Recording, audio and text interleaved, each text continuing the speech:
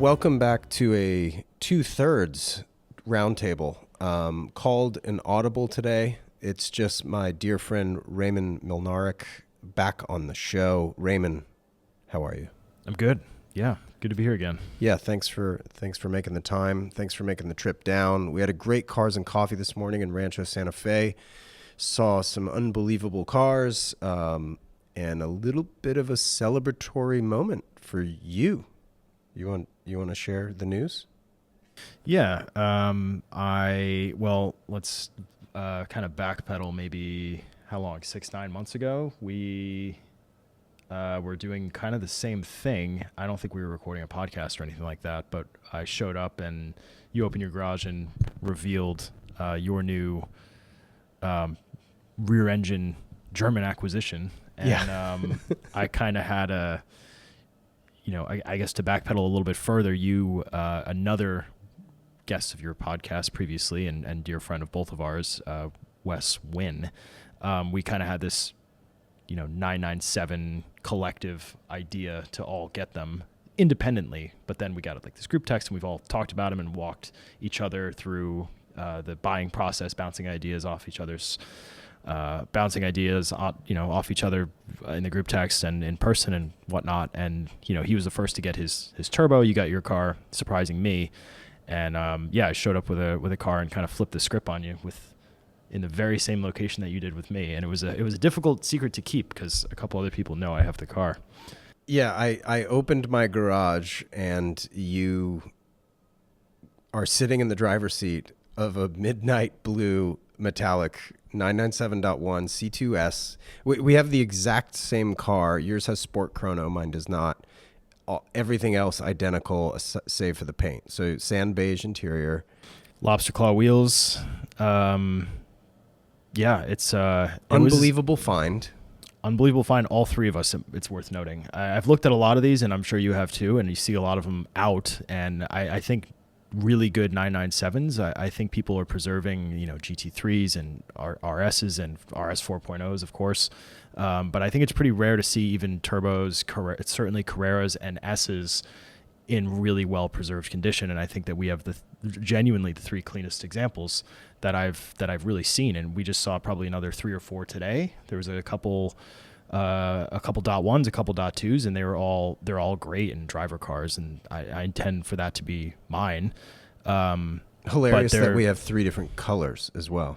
Yeah, and honestly, those sand beige interiors are what I found to be the hardest things to find. Yeah, not a lot of people spec them, and then of course there was that. I think what got to a lawsuit. I don't know if it was like a class action lawsuit, but it got to a point where Porsche could not make the full sand beige interiors with the sand dash. So the .2s all had the black top dash. Oh, that was the reason. That's the reason, yeah. And they don't do that anymore with, to my knowledge, the .2s and then 991s and 992s. So wow, to find that full sandy beige interior was really a must. It was more of a must than the paint. I was open to green and other shades of blue, but it must be that sand beige interior. It's just such a warm, cozy interior. I love it. And of course with the blue in particular for me, it's kind of, it matches another car of mine, but it's got, I don't know, it just works for me. And it's just, it really came down to color. I found other cars, but it really came down to finding a right color combination. I'm just realizing we're jumping ahead in the 5 sections of what would otherwise be a roundtable discussion. So we just hit number 2. As far as new acquisitions go, we'll just go out of order then. We'll make number 2 number 1. So that is certainly your car acquisition. Have you gotten anything else? Watches or anything? No, I have not purchased any watches or anything else, and I will not be for the foreseeable future. Okay. I'm very happy with the car. I'm kind of planning on, we can get into the maintenance section, which is another part of the podcast here, but I'm kind of focusing on maintenance and getting things dialed in. But no, there's absolutely no watches or cars on my radar. Of course, I'm thinking about the next car already, but that's going to be a ways out. Right. Sure. Yeah, to be fair. Number 2 being number 1 this episode, hunting, bought recently, etc. Let's see, what am I hunting? I'm not hunting anything right now. I got that Porsche design chronograph recently. Yeah, you talked about that. I still haven't seen it. Oh, okay. Well, you're here at the house, so I'll show it to you.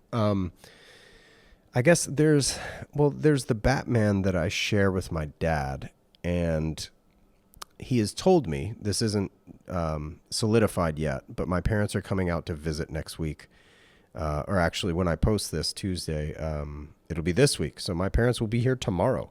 And my dad has told me he's going to bring me the Batman because he doesn't wear it. I think he's wearing his Explorer 2, the polar dial that he wears. I think he wears that a lot more frequently. And I don't know. So I guess the watch we quote share may not be shared anymore. It might just be mine.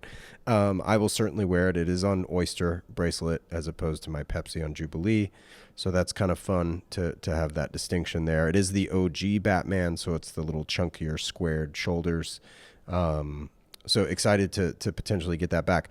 I'm going to hold him to it, but I guess time will tell to see if he actually brings it with him on the airplane. But aside from that, I'm hunting nothing. Is that watch engraved? Do you guys have a kind of Batman? Like cool? No. You should engrave it, maybe. Yeah, that's something to think about for sure. Yeah, something. Yeah, might do that. Okay, maintenance is going to be a big one for you and me, because this is ordinarily the first thing we talk about. Again, we skipped ahead because we were so giddy about your 997. Why don't you start with maintenance? Because I've been sitting on. Like we both have been not talking to each other because of this episode for literally months at this point. So tell me what's going on with this 5 Series. Yes. So it's been a journey since we last really caught up with the car. I've kind of done one of those plunges where you think there's a small problem and then there's a little bit of the while you're in there sort of thing. Oof. And it got a little bit out of control, but it also kind of forced my hand into something that was probably going to be something I did at some point anyway, especially as I drive this car, 12 months of the year, whereas I was driving it 6 months before, and I've really been kind of shaking off the dust and the crust, so to speak, of a car that largely sat for over 20 years and I've been really driving. So, things like replacing the original radiator is something that I did recently and kind of overhauled the coolant system, brakes, as well as new tires. I guess starting from the top, it started with what was a sticking caliper, which is one of the original front calipers. Again, this is a car that's better part of 40 years old at this point.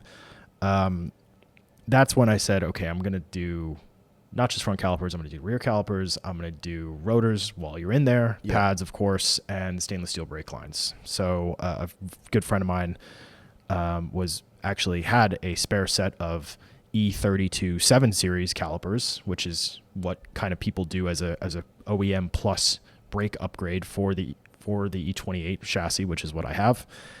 So that is a period 7 Series brake caliper? It's a slightly later 7 Series, so you get E32s, you get into the, I believe, late 80s and then into the 90s. Okay. And I think it was 89 to 94, if memory serves. Which is actually what wheels I have on my car. So they're like a little OEM plus. They're 1 inch bigger and about 2 inches wider than stock basket weave BBS style wheels. So I knew that they would fit, and that's kind of why people do them. So I also did stainless steel lines. I had the calipers completely overhauled and painted like a champagne color, so they pop through the wheels a little bit. Again, I don't think you've seen this, or I didn't point it out when last time you did see my car because of this recording. So it's a full big brake kit now. I got the car back from doing that, and which took a while. It was 6 weeks where I wasn't driving it, which of course I was going naturally going crazy. And I got the car back and my brakes were still sticking. So the caliper was sticking, but it wasn't sticking anymore. But I still was getting some resistance and I could feel it. Turns out the master cylinder was also on its way out, the original brake master cylinder. So I went back in and did that. And at that point, we kind of noticed that some of the cooling system was old and it was turned into original radiator, hoses, overflow tank, and overhauled all of that.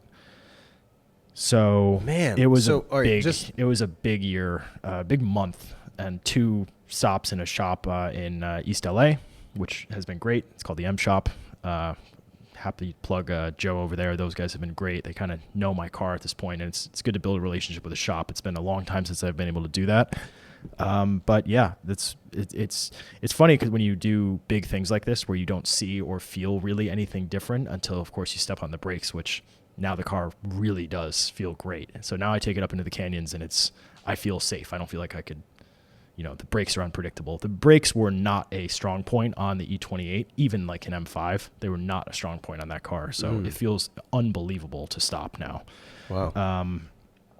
But it was a big, going through all of that stuff was a big one, but probably long overdue. And for the long term, absolutely the right move. Wow. That's major. Yeah, it was a lot. That hits the wallet a little different. Yeah, that coinciding with the new car, finding that was it's been a lot. But again, I'm pretty dialed. A couple things I want to do to kind of baseline the 997. But other than that, that's why I'm not doing anything. There's nothing in my crosshairs. The last thing on the E28 actually was 2 weeks ago. I was headed up to Good Vibes Breakfast Club early Friday morning. It was about 6:30, and I had a blowout of one of my rear tires on the 405 freeway. And this is a new tire. No, these are the tires that I've had on the car for about 5 years. There's plenty of life in them. And because the car largely lived in the Northeast, there's no dry rot or crusting or anything like that. So there was life in the tires. I wasn't going to do anything anytime soon. But what we discovered was what probably happened was I picked up a screw at some point, and then it was a slow leak to where eventually it got low. And then on this morning driving up to what would have ultimately been, Angeles Crest, which really would have been a bad place to have a blowout. So I feel very lucky and blessed that didn't occur up there about 30 minutes later. It got low enough to the point where from what I can tell from kind of evaluating the tire and what the shop was able to tell me was it was rubbing the sidewall of the car, the wheel arch, to where there's enough friction where eventually it blew out. Oh, so that's a tight fitment then. It's pretty tight. Yeah. I mean, the car's lowered a little bit, and then you have the bigger wheels, and, the tires are to factory spec, but, a tire starts to lose air, and then the wheel arch drops and starts touching it and rubbing. I couldn't feel that really. But you look at the tire and it's all scored all the way around. So what happened was enough heat built up where it actually just blew out. Wow. So I hear a bang, and then all of a sudden the rear end of the car starts kind of waggling back and forth, going crazy. And it was quite terrifying, I have to say. Yeah. Got over 3 lanes, totally fine. The car was totally fine. But big screw pulled out of the tire and a huge hole in the sidewall, which is crazy to see. So we got new rubber. So I have new rubber. So that, again, kind of like the brake system, it forced my hand. I was just like, you know what? They're 5-year-old tires. Yeah. Let's get some new rubber on there. Sweet. So yeah, drives very different than it did a few months ago. I don't know. I guess it is better for a rear tire though than a front, for steering purposes. I think so. Yeah. So terrifying, no less. Terrifying. Yeah. Old car, no airbags. Could have been 405. maybe a little worse. Other than the BMW, though, thankfully, Lexus, nothing. I mentioned I want to do a couple baseline things on the 911. I want to take a second look at the drive belt. Of course, get an oil change. And there's a phone mount, which I think your car came with. I want to do one of those. Nothing major. Another thing is my Submariner, my modern Submariner that I've had for 7-8 years, broke, and it just stopped working. To be very clear, this is my beater watch that I deliberately almost try and kill, some would think. Wearing it in, I do everything. I always say, I've probably said this to you, I do everything in this watch that I tell my clients not to do, which is, I'm relentless with swimming with it and never shy away from getting it wet. I've, surfed with it, been in the ocean countless times, whatever it is, wake surf, rock climb, ski, sauna, cold plunge, everything. And finally it gave out. But to be fair, it was 3 years after what Rolex, sold these at as their service interval, which was 5 years. So it broke. That's out getting serviced. Other than that, that's it for maintenance. Nice, man. Well, for me, I think I shared in a previous pod that I got some replacement trims on the base of the car for the GTI.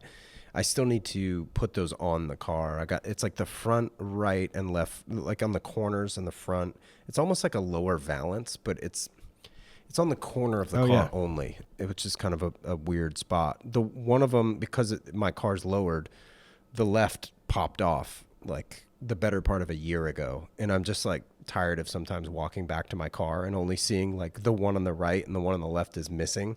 So rather than just replace the one, I figured it would probably be better to replace two.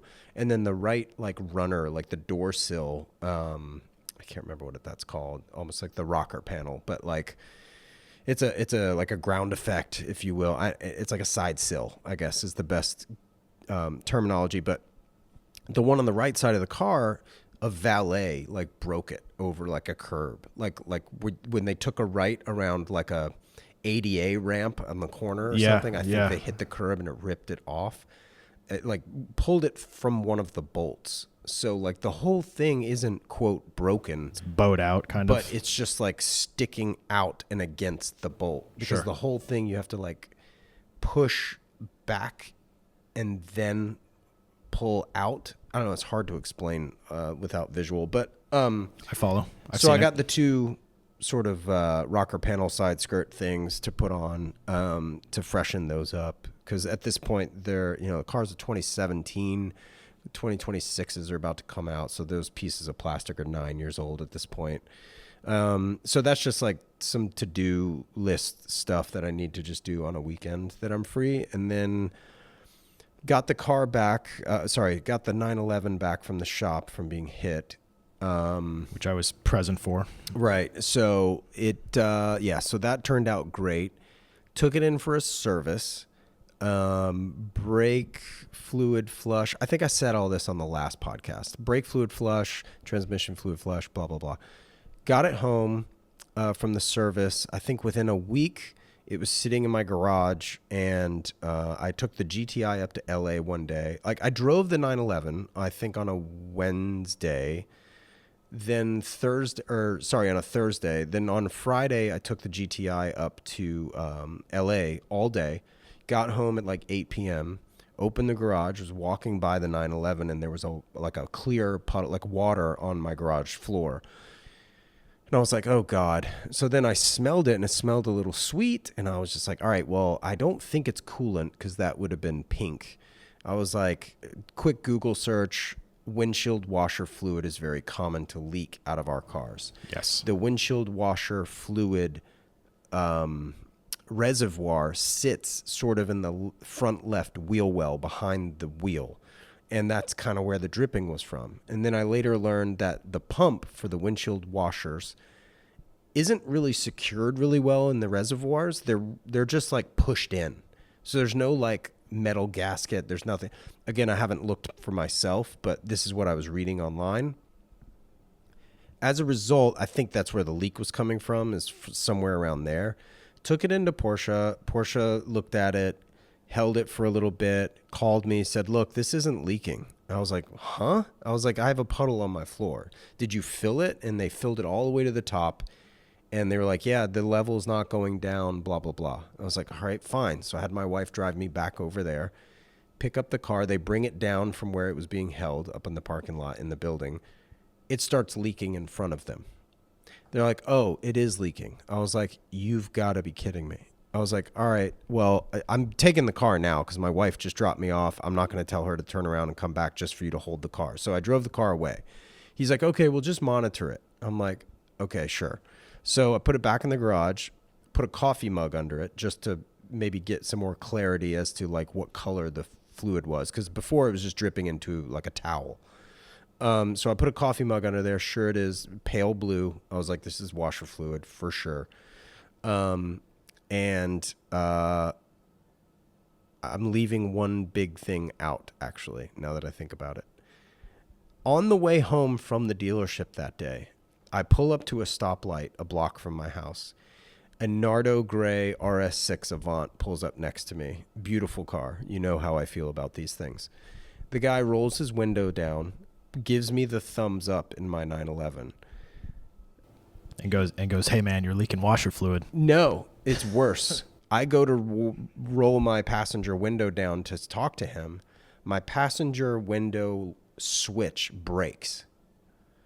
Like the piece of plastic broke, and it comes out of the housing on the door. This is on the way back home?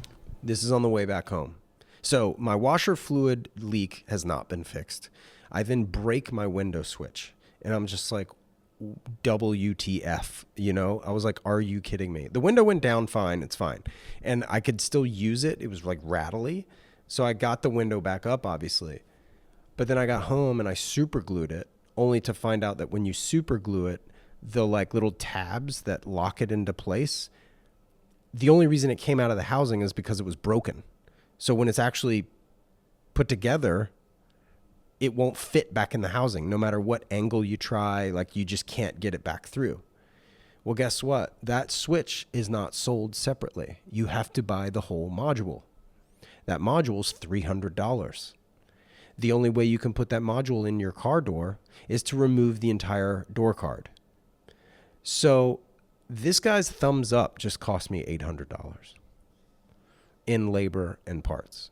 So look, I don't know what the previous owner with this car did. Maybe he replaced, sticky buttons, worn buttons. Maybe he replaced this with something cheaper. Yeah. Maybe it was just a weird angle I hit the button with, and it was like too much torque in my thumb or something. I don't know what's going on, but like how that button broke, I was just like baffled by. Yeah, you said, see, this is all new to me. You said to me earlier, watch it on that passenger window switch, and I was like, what? Yeah, so when I got in your car, you were rolling with the windows down, but when we parked at Rancho Santa Fe for Cars and Coffee, I went to roll my window up, and I said, you know what, can you roll my window up for me on your side, because I don't want to touch your window switch. And I was completely caught off guard as to why you would say that. Yeah, now you makes know. a little bit more sense. I'm not touching window switches anymore. I'm not going to roll Well, my windows down. This might be something I face in the future because I am about 95% of the time in California windows down. Yeah, year round. I'm an AC guy just because I don't like the fumes and the dust and shit getting inside my car because I'm OCD. Well, I don't wear cologne, so I rely on that. But so so that perspective. So that was just that. So now the car is in the shop.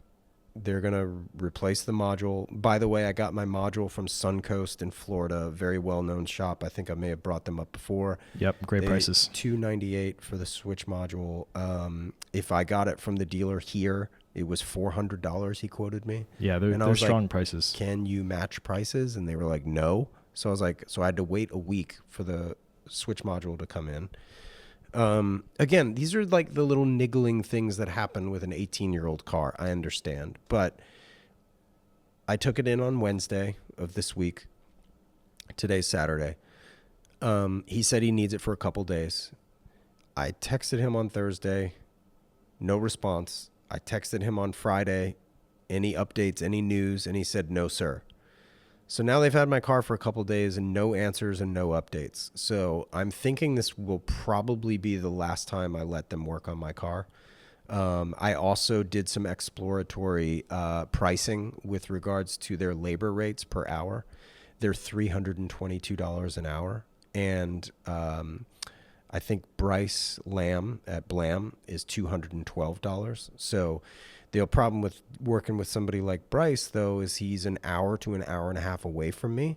So if I get him to work on the car, it's going to have to be like an easy job that I can wait on it or like go to the beach in Laguna or something for the day because I can't drive an hour and a half. Unless, Bryce, if you're listening, do you offer a loaner? I doubt it. An idea for Bryce is for him to like buy like a pre-owned car like ours to give to people like me and just like maybe add $100 onto like my bill. I would even say have a Macan or something. Yeah. A Cayenne just and to have him lease one from Porsche and then just say for $50 extra, I can give you a loaner, which is what a rental car would cost for a much shittier rental car. Yeah, that'd be a cool idea. I think it's an idea for him. And he and I are recording soon for this podcast. I don't normally disclose my future guests, but shout out Blam, shout out Bryce. Looking forward to recording with you, buddy. So that's my maintenance, which has been kind of baffling because it went from being gone from a month, because of the accident, then being gone for several days for the maintenance, oil change, all that, which went off without a hitch, got new tires, all that rest of that. The car is driving incredibly, like, mind you, like it's awesome. But the window switch and the windshield washer fluid, for whatever reason, went to shit. and here we go. But that's maintenance, which I knew would be like the bulk of this conversation today. Yeah. Well, I look forward to the day that we both have our cars kind of together. That'll be cool. Long time coming. Yeah, man. So number 3, hot takes. You want to hit me with your hot takes and or complaints?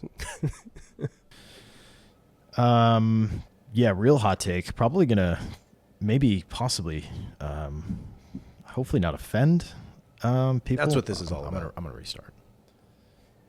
Yeah, hopefully not gonna offend anyone that I'm close to. But I am here in California. I am really not into the whole super dark tinted windows.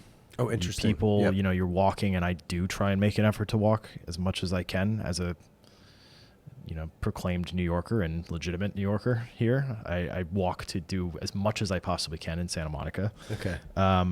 People make a turn or kind of roll up next to you in a fully tinted out car, and it's like a little unnerving. Not used to that. It's something in the Northeast, I think in almost any state, you'll get pulled over for and get a ticket for. Oh, so you're saying like as a pedestrian, you're worried they're going to hit you? As a pedestrian walking, like you kind of just look at people in cars and make eye contact with them. And here you see fully tinted out, not just passenger and driver windows in the front, but like windshields. And my hot take is that I think with the invention in the last couple of years of UV resistant clear tints, they should be, I think they shouldn't be allowed. They're just kind of sketchy. I mean, tinting your windshield is sketchy. And again, I think this is, as it's the segment of the podcast is named appropriately, I think this is a hot take, and I'm probably offending people that I know with tinted windows. I think your GTI is tinted, but not like black. It's 35%. Yes, which is possibly the max. I think it's the classiest looking tint. Otherwise, fishbowl. Yeah, 100%. Yeah. And it's just a little unnerving. I've just noticed that here being in California. And I think with these, as I said, clear tints, it should be a little bit, maybe something should change. But then again, there's a lot of automotive stuff that blows my mind and truly baffles me in California. Like in New York, there is an annual vehicle inspection for basic safety requirements, like do the brakes work, do the indicators work, which clearly no one uses in California anyway. So I'm not shocked that they don't test that. But do the brakes work? Are your tires okay? Et cetera. And there's not a state. When I learned a good while into living in California, probably almost a year in, that there's no state safety inspection, I was floored. Yeah. That's offensive. That's why. Yeah, not really. Not really surprised that they don't have any kind of enforcement with the tints, and of course, being with the sun, the UV is a thing here. Like cars get hot for sure. Yeah. In a very different way that they get in the Northeast with humidity. But I think with clear tints, I don't know, maybe it could use some relooking. But I'm not holding my breath here. Yeah. My hot take is it's okay for watches to be serious. Can we just stop with we're having fun. This is fun. This is supposed to be fun. This design is fun. Like, forced fun is not fun. Interesting.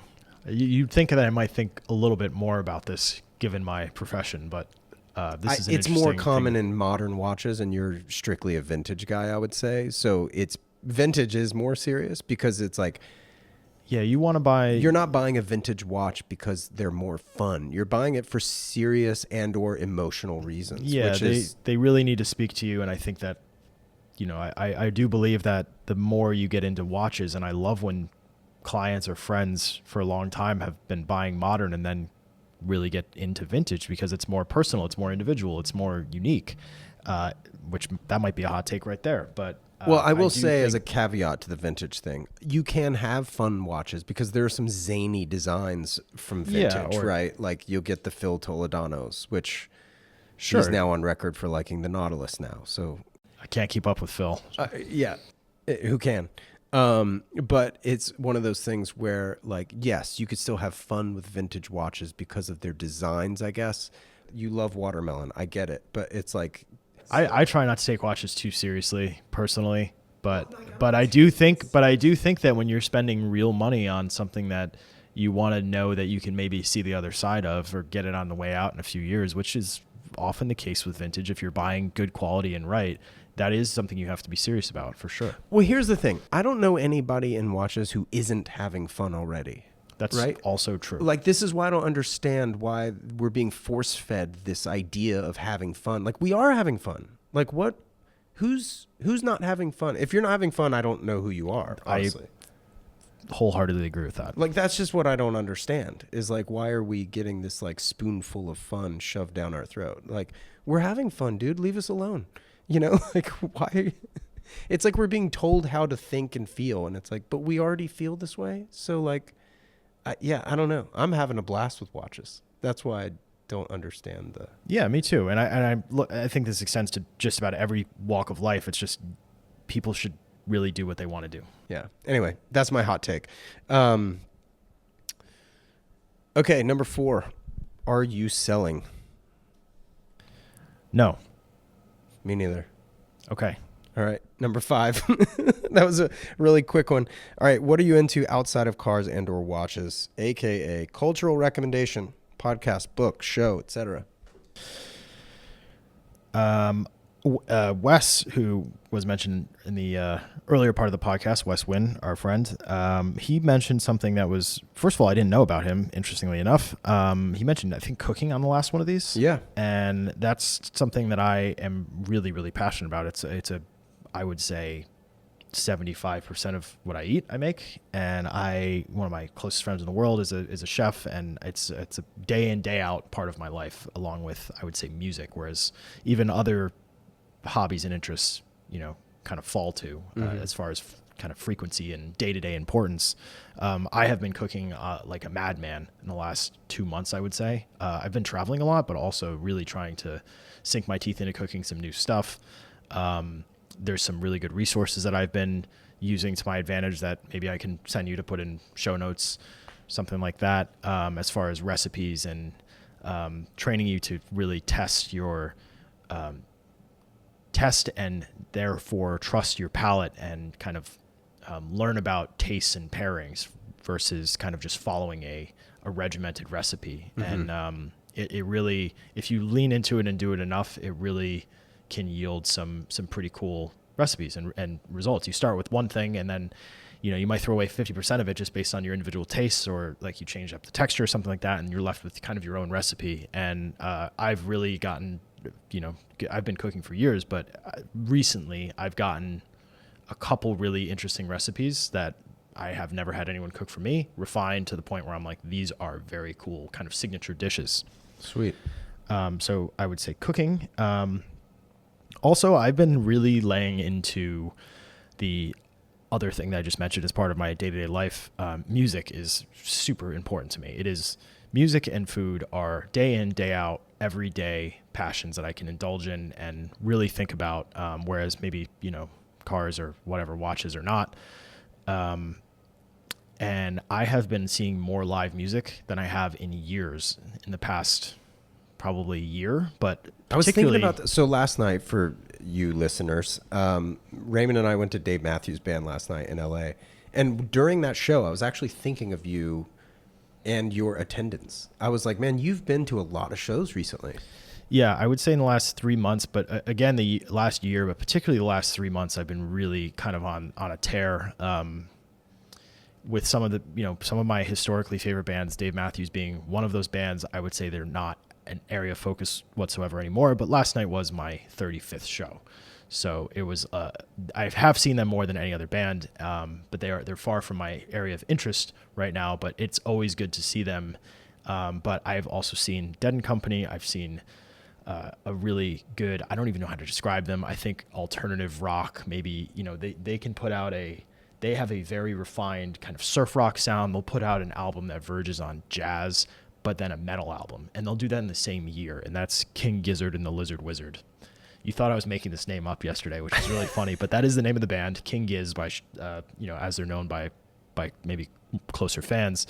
They're one of the best live sounds you can see right now. As far as rock and roll, big sound bands go with pure energy, they are at the top of their game. And then my favorite band right now, and has been for a few years, is Fish. I think there's no better live show, there's no better experience than Fish right now. And it's not something I push on anyone because it's such an acquired kind of sound. It's something that you listen to in a car or just with, just sound, and you don't get. You have to go to a few shows and experience the full sensory overload, frankly, that they can bring to a stage almost without fail.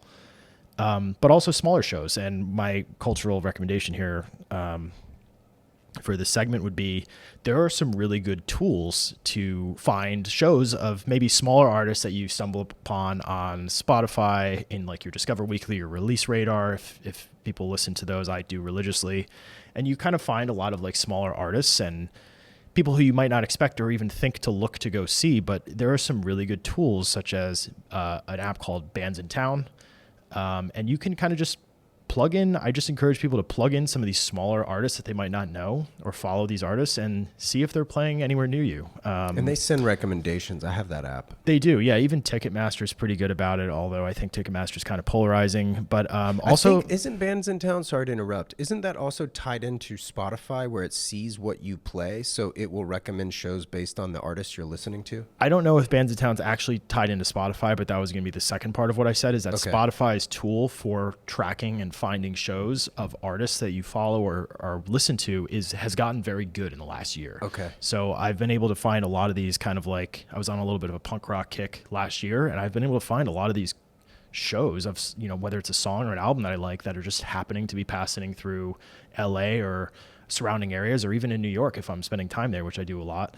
And I'm going to some of these smaller artists. I saw an artist last week. I actually ended up seeing her 2 nights because it was so good the first night. Was an artist that I followed for probably 6 or 7 years. I was really excited about the show, but it was just unbelievable to see her live. And it's small, it's at the Troubadour in LA. It's a historic venue, but it's small. And I just say, look for smaller artists that you might not expect to see. There's really good tools out there to do that. Who was the artist?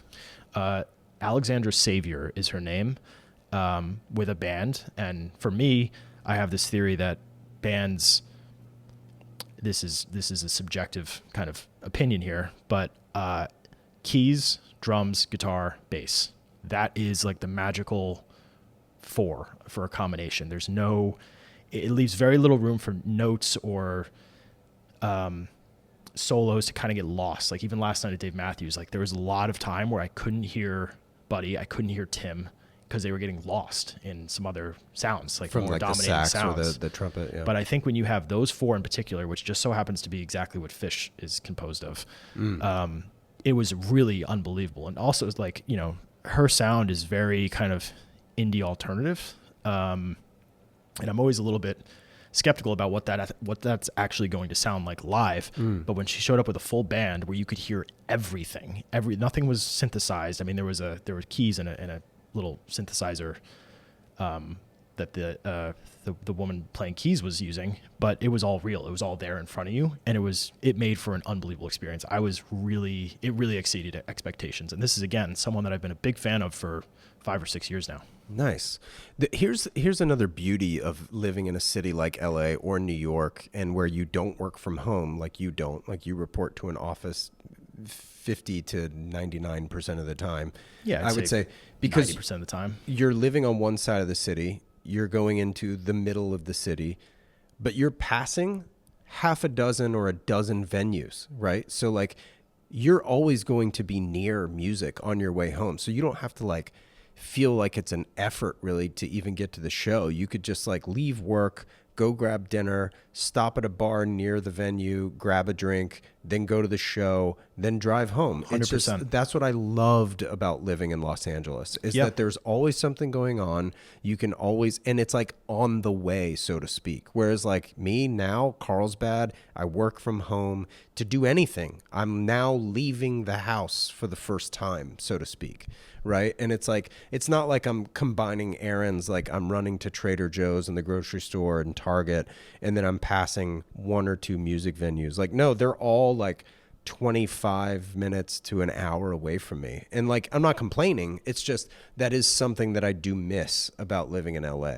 Yeah. And I imagine most of your audience is in larger cities. And I'm sure that that's just, again, a generalization. And I realize that there are great perks of living in a a metropolis like New York or LA is that you do have access to all this. But I'd also say I've spent a lot of times, living and traveling to mountain towns and sure, and islands and whatnot. And there's still, if you that's a different vibe though. If you pay, but if you pay attention, that you can still find like there's one or two local places that always have shows. Yeah. I would also say that even in a place like that, I lived in Jackson, Wyoming for a brief time. I lived in Nantucket Island for many years, and there was basically one or two venues at both of those places, but they would still have, people pass through, and they're not major bands, but if you're into music and you're paying attention to whether it's even following the venue's show schedule, you'll probably see someone that you've heard of and just take that chance and go see them. It's cool. That's great. Yeah. So live music. Sweet. So what are you into outside of cars and watches? For me, this is actually going to be kind of funny, but my previous episode with Cam Barr, we are big coffee nuts. As you know, because I just picked it up this morning from Target, shout out Target, I picked up an AeroPress for the first time ever in my life. I've never used one. I've never had somebody even make me coffee out of an AeroPress. And as somebody who loves coffee, this is probably shocking to hear from most people. You said this to me last night. I was very surprised. Floored, right? That I've never used or been dealt or poured a cup of coffee from an AeroPress. I just bought one. I'm super excited to use it. I need to wash it. It's over there on the counter.